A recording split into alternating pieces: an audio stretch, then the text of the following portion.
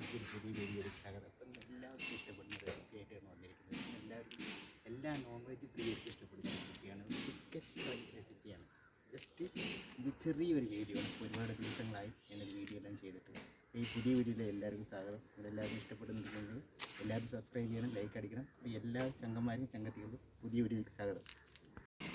അപ്പോൾ ഇതിൽ ഏകദേശം ഒരു 1/2 കിലോ ചിക്കൻ ഉണ്ട്. 1/2 കിലോ ചിക്കനാണ് ഞാൻ എടുത്തിരിക്കുന്നത്. ഇൻഗ്രീഡിയൻസ് വന്നിട്ട് നാടൻ കറിവേപ്പില മസ്റ്റായിട്ട് വേണം കേട്ടോ. അത് മണത്തിന് വേണ്ടിയിട്ടാണ്. നാടൻ കറിവേപ്പില, വെളുത്തുള്ളി, കൊച്ചുള്ളി, ഇഞ്ചി, കുരുമുളക് ചതച്ചത്, ഉപ്പ്, മഞ്ഞൾപ്പൊടി, മുളക് പൊടി, ചിക്കൻ മസാല. പിന്നെ ചിക്കൻ മസാല ഇല്ലാത്തവർക്ക് ആണെങ്കിൽ അവോയ്ഡ് ചെയ്യാം. പിന്നെ ഒരു മുട്ട, പിന്നെ കുറച്ച് ചതച്ച ഉണക്കമുളക് എന്ന് പറയും. പിന്നെ ഓരോരോ നാട്ടിൽ ഓരോ ഭാഷ ഉണക്കമുളക് എന്നാണ് പറയുന്നത്.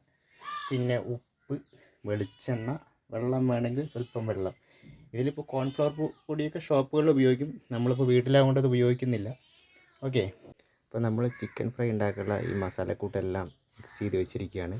ഇതിന് ഒരു മാരിനേറ്റ് ചെയ്ത് ഒരു അരമണിക്കൂർ നമ്മൾ വെച്ചിരിക്കും. അതിന് ശേഷമാണ് ഫ്രൈ ആക്കാൻ വേണ്ടി പോകുന്നത്. കൂട്ടുകാർ ഇത് മാരിനേറ്റ് ചെയ്ത് വെച്ചിരിക്കുകയാണ്. അരമണിക്കൂറായി മാരിനേറ്റ് ചെയ്ത് വെച്ചിട്ട് ഒരു സോസ് എടുത്തിട്ട് എണ്ണ ഒഴിച്ചിട്ട് ഫ്രൈ ചെയ്യാൻ വേണ്ടി പോവാണ്. അപ്പോൾ കൂട്ടുകാർ ചിക്കൻ ഫ്രൈ റെഡി ആയിട്ടുണ്ട്. ഇതാണ് ചിക്കൻ ഫ്രൈ. അപ്പോൾ നിങ്ങളെല്ലാവരും ട്രൈ ചെയ്യണം.